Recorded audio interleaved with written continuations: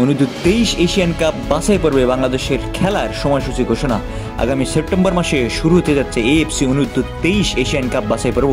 এই প্রতিযোগিতায় বাংলাদেশের তরুণ ফুটবলাররা লড়াই করবে গ্রুপ পর্বে, যেখানে প্রতিপক্ষ হিসেবে রয়েছে ভিয়েতনাম, ইয়েমেন ও সিঙ্গাপুর। 3টি ম্যাচই অনুষ্ঠিত হবে ভিয়েতনামের ভিয়েট্রি স্টেডিয়ামে। বাংলাদেশের ম্যাচের সময়সূচি: বাংলাদেশ বনাম ভিয়েতনাম 3 সেপ্টেম্বর বুধবার, সময় সন্ধ্যা 7টা।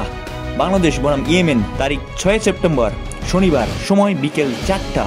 বাংলাদেশ বনাম সিঙ্গাপুর 9 সেপ্টেম্বর মঙ্গলবার বিকাল 4টা। সবগুলো ম্যাচই অনুষ্ঠিত হবে ভিয়েতনামের ভিয়েট্রি স্টেডিয়ামে। স্থানীয় দর্শকের সমর্থন থাকায় আয়োজক ভিয়েতনাম অবশ্যই শক্ত প্রতিদ্বন্দ্বী হবে বাংলাদেশের জন্য। বাংলাদেশ অনূর্ধ্ব-23 দল ইতিমধ্যে প্রস্তুতি ক্যাম্পে অনুশীলন করেছে।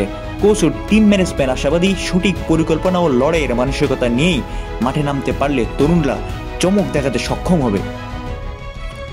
এশিয়ান ফুটবলে নিজেদের অবস্থান দৃঢ় করার জন্য এই বাছাই পর্ব ভালো পারফরমেন্স অত্যন্ত গুরুত্বপূর্ণ। বাংলাদেশ যদি গ্রুপ পর্বে ভালো ফলাফল করতে পারে, তবে মূল পর্বে খেলার সুযোগ তৈরি হবে, যা তরুণ ফুটবলারদের অভিজ্ঞতা ও আত্মবিশ্বাস বাড়াতে বড় ভূমিকা রাখবে। বাংলাদেশের ফুটবল প্রেমীরা আশা করছেন তরুণদের এই লড়াইয়ে দল ভালো কিছু উপহার দেবে এবং এশিয়ান ফুটবলে নতুন দিগন্তের সূচনা করবে।